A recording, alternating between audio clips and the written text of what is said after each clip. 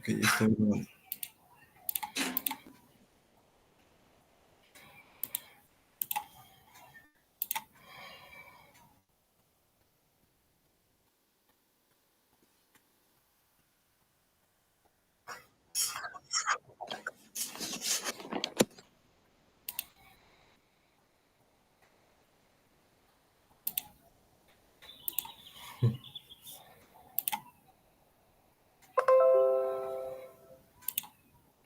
Ok, ¿sí se ve todo bien, Javi?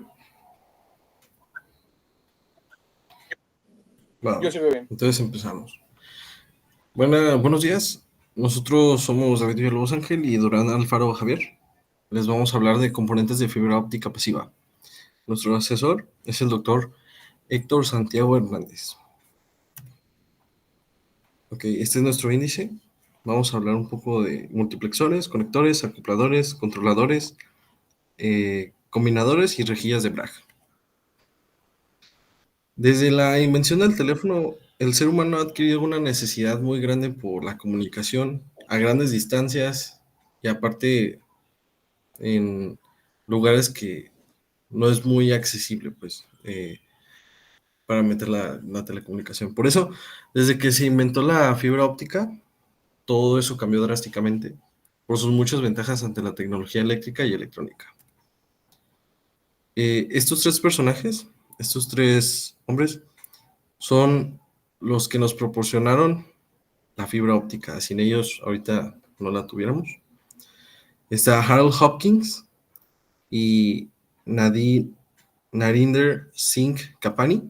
Ellos dos trabajaron juntos en la universidad, me parece que en una universidad de Inglaterra. Narinder fue el creador de la fibra óptica, por eso se le nombra el padre de la fibra óptica. Y él trabajó junto a Harold Hopkins en una investigación que Harold Hopkins ya había empezado desde hace un montón. Y del otro lado tenemos a Charles Quen Cao, que fue un ingeniero eléctrico, y él tuvo la grandiosa idea de utilizar la fibra óptica para fines de telecomunicaciones. Bueno, la fibra óptica no es más que un conductor de luz. La luz queda atrapada en este conductor y se propaga a máxima velocidad posible, o sea, la velocidad de la luz. El motivo físico por el cual la luz queda atrapada dentro del conductor, del conducto, se basa en las leyes de reflexión y de refracción de la luz, claro, según las cuales cuando un rayo atraviesa la frontera desde un medio físico transparente a otro también transparente, pero donde la velocidad de propagación es menor, la trayectoria del mismo varía, siguiendo una ley física que al menos todos los fotónicos conocemos, se llama la ley de Snell, que está representada en esta imagen en la parte superior, que nos muestra dos materiales con un índice de refracción diferente, un rayo incidente con un ángulo θ1 y un rayo refractado con un ángulo θ2. Como se hizo mención anteriormente, la fibra óptica se inventó para fines de telecomunicaciones, pero estos no son los únicos objetivos ni las únicas aplicaciones que tiene la fibra óptica. Por ejemplo, se puede usar para fines médicos, en medicina, sobre todo en cirugía, para detección de anomalías, para detectar piedras en los riñones e incluso destruirlas dentro y liberarlas por la uretra. Es mucho más fácil y menos invasivo que otras cirugías. Además de esto, se utiliza en interferometría, en monitoreo de señales analógicas, para decoración y para otros fines, muchos de ellos fines militares.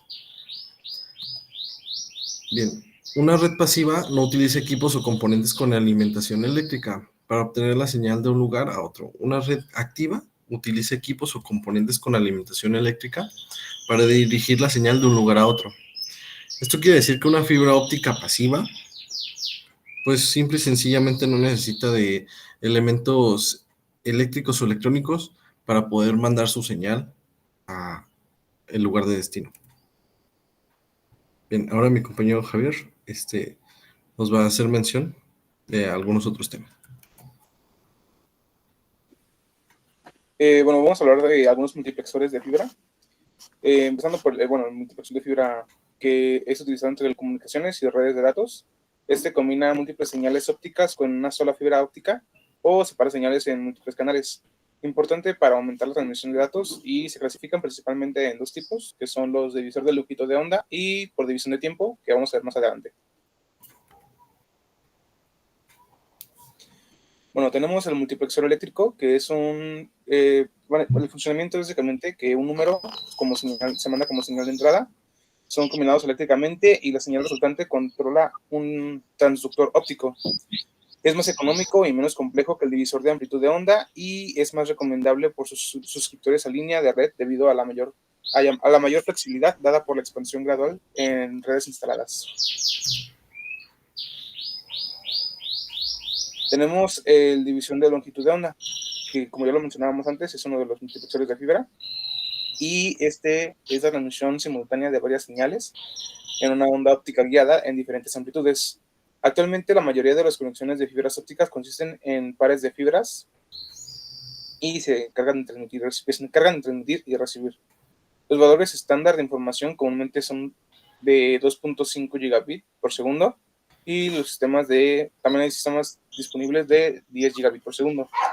Las fibras ópticas pueden tener múltiples canales mediante el WDM, y los dispositivos que representan multiplexación de división de amplitud de onda y de multiplexación se llaman comúnmente acopladores. Esta tecnología hace disponibles las señales independientes con diferente amplitud de onda y canales cerrados modulados de diferente forma y transmitidos por la misma fibra. Ok, algunos de los tipos de WDM son el WDM Coarse, que es utilizado especialmente en espaciamiento mayor entre longitudes de onda, típicamente de 20 nanómetros. Generalmente abarca un rango de longitud de onda de 1270 a 1610 nanómetros. Y bueno, este es menos costoso y puede ser menos complejo que el Dense WDM, que vamos a ver un poco más adelante. Y es utilizado en aplicaciones donde el costo es una consideración importante y las distancias no son extremadamente largas. Por ejemplo, en redes metropolitanas y de acceso.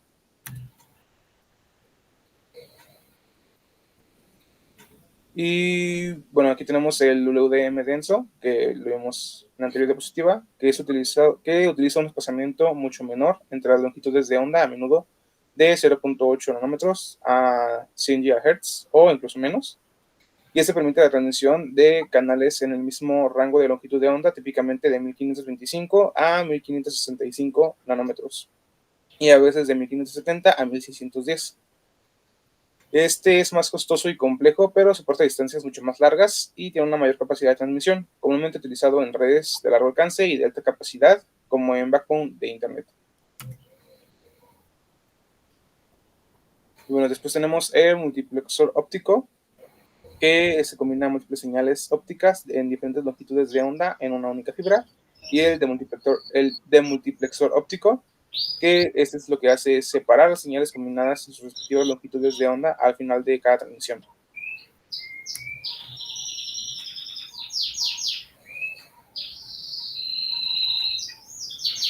Ok.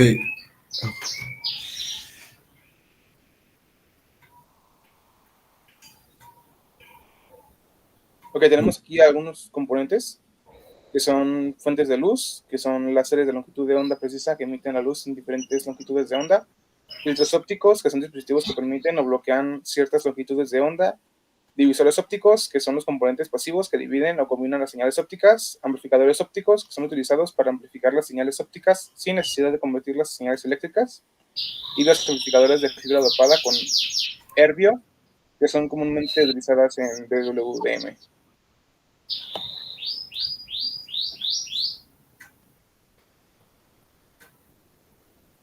No, aquí tenemos algunos componentes más, que son las redes de telecomunicaciones, especialmente en backbone de Internet y redes de alta capacidad. Centros de datos, que son conexiones de alta velocidad y de gran ancho de banda entre los centros de datos. Telecomunicaciones submarinas, que son cables submarinos que requieren de alta capacidad y larga distancia sin repetidores frecuentes. Y las redes metropolitanas y de acceso, que proveen servicios de alta velocidad en áreas urbanas y suburbanas.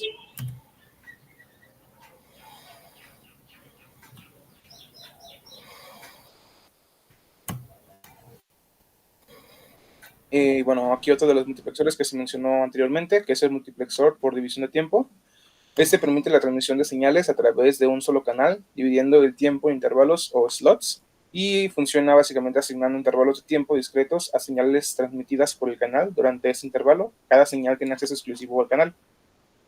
Y bueno, este tiene entradas de señales, asignación de intervalos, multiplexación, la transmisión y la demultiplexación cuando la señal ya ha llegado a su destino.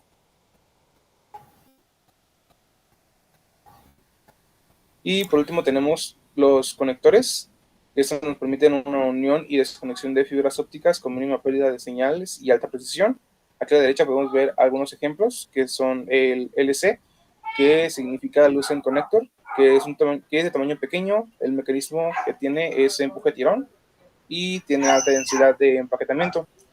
Sus aplicaciones pueden ser de alta densidad, como en centros de datos, y tiene muy baja pérdida de alrededor de 0.10 decibeles.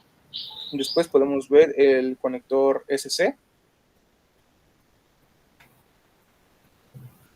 que tiene un funcionamiento similar al LC.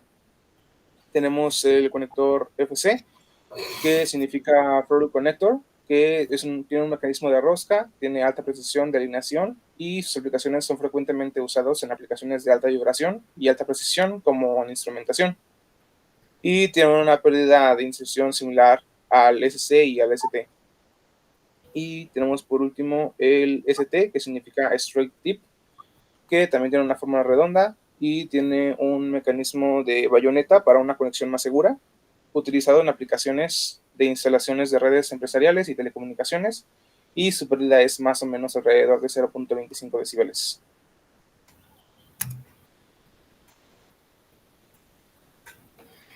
Ok. uh, yo les voy a hablar de acopladores y aisladores. Los acopladores, su función es dividir y combinar señales ópticas.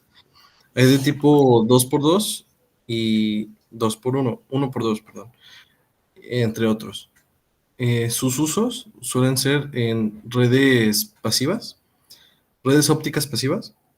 Además, los aisladores, su función permite el paso de la luz en una sola dirección, reduciendo reflejos y pérdidas. Y las aplicaciones de estos son en láseres y en amplificadores ópticos. Los controladores de polarización WDM son dispositivos que gestionan y controlan la polarización de la luz en sistemas WDM. En español, multiplexación por división de longitud de onda, es decir, la luz que le llega por la fibra óptica la dividen por su diferente longitud de onda.